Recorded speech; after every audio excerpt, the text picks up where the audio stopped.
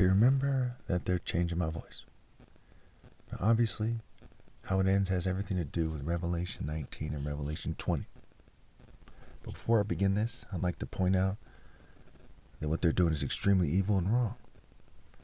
And I'd like to ask you, do you think it's fair for me to say that as long as they keep changing my voice and trying to make it sound more white or Jewish or LGBT, that the suffering of their family souls in the afterlife increases? Do you think it's fair to pronounce those judgments on YouTube? Do you think it should be allowed? And I had some gay person recently say that they hate me for not being gay and for not acting gay and for calling them out, about, them doing this to me and trying to kind of play it off for some kind of sissy role-playing kind of cosplaying game that everyone seems to be playing these days. Everyone plays stupid. It's like politics, where people play stupid about things that are clearly contradicting reality and contradicting what's in their best interest, etc. I mean, it's just like a collective psychosis. Now let's talk about reality. In Revelation 19, it says that he saw heaven standing open. Why? Okay, was the sky extra open? Was there a portal in the sky? No. What he's referring to is a sort of martial art draw. Those who are in the Spirit of God, they're looking at things differently. Their mind is open. Their eyes are open, so to speak, right? Spiritually speaking.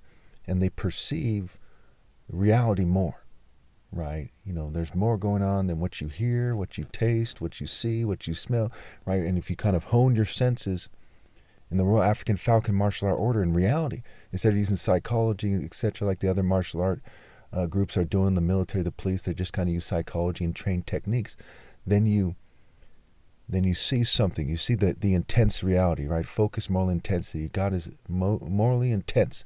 So you see it. And, one who's faithful and true to God, right? You saw the essence of the Spirit of God. Okay, my soul, okay, coming. Okay, and then there's the Father who's God himself, but the essence of what you perceive in the Spirit, the intermediary, who God has placed before you, the gate for God's Spirit to come through. That's me coming with the Spirit. Okay, and the robe is dipped in blood, and the two main ways to interpret this is the blood of the righteous, okay, the clothes of being in solidarity with the righteous whose blood was shed for God, and also the blood of the inhabitants of the earth as he's treading the winepress, which is trampling their spirits. And so it says that he's waging war, right? I'm waging war with justice and righteousness. Okay, so am I waging war with nuclear bombs? No. With modern armies? No. With politics? No. With righteousness and justice, with universal pinpointed moral precision, all victories are in principle. When Christ was crucified, John the Baptist was beheaded. When Stephen the martyr was stoned. When Isaiah the prophet was said to be sawed in half in popular culture. Is the idea that they were waging war with a modern army or the army of the time? No. Waging war with righteousness and justice, okay, which are the kind of most obvious components of God's Spirit, His warrior spirit. And the armies of heaven are following along. And it says earlier that fine linen stands for the righteous acts of the saints. Another example of how things are figurative. In the same chapter, it says that fine linen stand for the righteous acts of the saints. And here it says fine linen without explaining it again. And that is one of the tactics the Bible uses to explain its figurative language, right? In Revelation 17, 2 chapters before, it says the prostitute sits by many waters. The waters stand for the peoples, nations, multitudes, and languages. So we see that occurs. Now what happens next? What happens next is key here. This is the fate for all who don't obey God through me. So they didn't do God justice. They didn't do me justice. All these attractive females, they're dressed, in a slutty manner, or they're dressed in rich, fine clothes, or they're gender neutral. They're going along with some worldly culture while there's a bunch of racist, giggling, white, Jewish, and LGBT people and token minorities acting like they're important. Their hearts rage against God. They live falsehood. They're part of the trickle-down blood money process, trickle-down pedo energy process, mass rape, mass murder, mass drugging.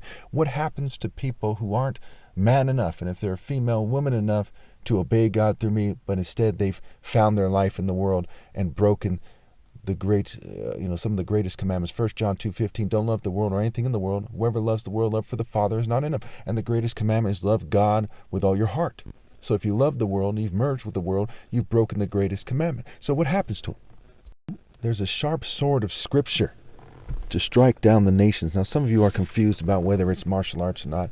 A lot of answers are in Job. And Job is a little bit confusing, the way it's written, because Job is speaking. Other people are speaking, the Temanite, Eliphaz the Temanite, God himself, what have you. So it gets a little bit confusing. And the language is figurative. It's very heavy figurative language. But we see in Job, I believe it's Job 5, verse 20, it says, in famine he will deliver you from death, and in battle from the stroke of the sword. Okay, if you're not sinning, if you're obeying God, if you're not cheating people, especially cheating me out of my right to lead, whether you know I'm here or not. Okay. It goes on to say in Job 15, verse 22, he despairs of escaping the realm of darkness. He is marked for the sword. Again, in Job 5, verse 15, it says, he saves the needy from the sword in their mouth. So from the sword in their mouth, right, in their actions, right, from the stroke of the sword, right, the movement, right, how is he striking? And there's a bunch of jealous white Jews and LGBT people who have been acting like complete racist babies on the issue of martial art tactics. Can you imagine that you think you can establish your militaries and police and martial art groups by sabotaging the top martial arts ever, throwing fits, having gays harass them, and saying that they don't want them to do it that way? Can you imagine you kiss your wife in that spirit? Can you imagine that you claim to love your kids in the spirit of cheating the top martial arts and acting like a petty, psychotic old witch on the issue of whether you should sabotage them or leave them alone and let them do martial arts?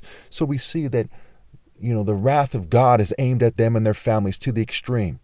Their families remind God of them. They're in the same spirit as them, the same spirit of rebellion. There's no way back. There's no valid redeemer after I die. So it says he's trampling these people. He's treading these people. He's treading the grapes, the wine press of the fury of God's wrath.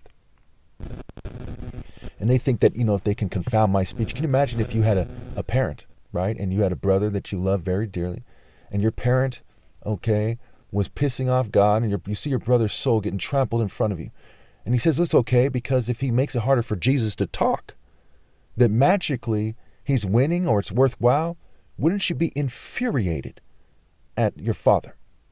And so it is with their offspring, right? How people say that life is the B word and life is hard and so on and so forth. Well, who made it that way? It is these white Jew and LGBT governing class people, these token minorities. Their managerial class. It's everybody outside the divine order. They made their offspring's life empty, pedo energy, just disgusting, disgusting lives. And on some level, even if they change their brain, their very spirit, their very soul will hate them. It's a self-hating spirit. God's spirit is love in the truest and deepest way. The devil's spirit is fake love, erotic desire, psychology. It's self-hating. It's self-defeating. It is retarded. And so it says there's an angel standing on the sun. The sun is the symbol of the bridegroom. Right? There's an angel by me, like a halo above me. There's an angel with me in the spirit of the sun. And it calls out to the birds and the wild animals and says, now comes the time, right? Something to this effect. I'm doing it off the top of my head. For the feast, the feast of God, right? The wedding banquet. Okay, those who aren't invited are the food, right? Where there's weeping and gnashing of teeth, right? Now's the time to pray on these people while they're praying on each other. While the rich are miserable as hell, doing all kinds of sick rituals, acting like giddy little kids, knowing they never manned up, knowing they never grew up, knowing they use their monies in a way that's like an immature little psychotic, a rapist little child. Knowing that they're not men, if they're females, knowing they're sluts for money, they're just feeling just filthy as it can be inside, like it says in Matthew 23. his first clean the inside of the cup and dish, and then the outside will be clean. Say, first, stop being a rich bitch. Okay, first stop doing that. A rich female dog, for those of you who don't realize that it is okay for me to cuss, especially when people are unworthy of hearing the gospel without cuss words because they won't rally to me because I don't have a suitable helper helping me explain in terms of doing some of the talking for me while I'm being fumed and all this. So we see this catastrophic failure for them to even be men or women. You know, those people all throughout history who tried their hardest to be men, those people who succeeded, or those who tried very hard, they know that these people have failed to the extreme. And it's the kind of Lord of the Flies, never grew up, namby-pamby, folly-filled children who think that perhaps, you know, that the scum would magically be right? No way. It says in Job, and we'll get to this, I'll have to make a series about some of these key parts, right? He makes the nations great and destroys them. He enlarges nations and disperses them spiritually, right? Disperses their worth, right? It's removed, right? God's son, I come back like a thief in the night, and I take everything they have of value, and, you know, in terms of their souls, okay? Because they've rebelled, and they don't deserve souls anymore. The parable of the 10 minas, the bags of gold. He who has will be given more. I'm the top martial artist ever possible, so I'm giving more. He deprives the leaders of the earth of their reason, right? These people are unreasonable. They're deprived of reason. How can you enjoy your life if you're deprived of reason? And wait for it. He makes them wander in a trackless waste. It's going to be a trackless waste. So it's a figurative, it's a spiritual waste. They're walking excrement like dung on the ground, right? Instead of going up, they go down like the dirt and the dung and the feces and the urine and so on and so forth, and the pit and the spit. They're wandering in the spirit of the essence of filth. And they think because they have some racist, homosexual forged goods, some pedophile made cars and houses and boats, that they're winning something? How many of you would swim in sewage your whole life for a nice watch? How much more being in the essence of filth and pointing your offspring there? Okay, so they are like dead bodies on the ground. And the wild animals are said to consume the spirit of the wild animals, and there's all kinds of angles you can work there. They kind of are animals. They accepted the mark of the beast, and we'll get into that when I go talk about the Job ones, where those who are sinners, you know, they're mocking God in their own way. Their chains are heavy, and they're kept from the path that is worthwhile. Okay? It's like, you know, a satanic nerd from San Francisco who's a racist homosexual or something being compared to the top martial artists ever. That satanic racist nerd probably elevated by the community in San Francisco. Might have millions of dollars or billions of dollars. Okay? But who on earth in their right mind would even consider for a moment being that person who is utterly wasting their life, utterly disgraced, covered in worms and maggots and scabs, figuratively and spiritually speaking, just a foolish coward on his way to meet his maker in disgrace after ruining his community, his friends and family to the best of his ability just because he's a narcissistic worm? Who would rather be that than God's son, persecutor or otherwise? They'd have to be batshit fucking crazy. If you don't know I'm right, what the fuck? So God predicts the victory of the top martial artist, and God's victory, first and foremost, obviously, is the argument being made here in the Bible, and that's obviously clear and sound. And so it says that the supper is coming. Before these people even clash, these guys have gathered this army. The beast itself, you know, has many heads, right? The heads of things, right? Kings of things. Kings of this earth, kings of, you know, lust, you know, kings of porn, kings of murder, kings of pedophilia, kings of lying, kings of cheating, kings of stealing, kings of blood money, various kings of things that are filthy for fools to pursue, that are a trap, a snare, and are part of the pit and the snares and traps in the pit. And so they gather together like, oh, okay, what's he going to do now? Saying stupid stuff that's far beneath a righteous person. And they're gathered there, you know, fools bent on folly, robbed of their own offspring, on various levels knowing it. Whether you read the Bible or not, you look at these generations, you look at the potential for future generations, you look at the technology, you can tell that they do not have these divine offspring. They just have abominations hooked to a machine. You know that beyond a reasonable doubt. It is impossible to miss that. It is impossible to be a sane person and to look at the future of the human race in this world, if you want to call it really human waste. No offense to anybody, this has to be said.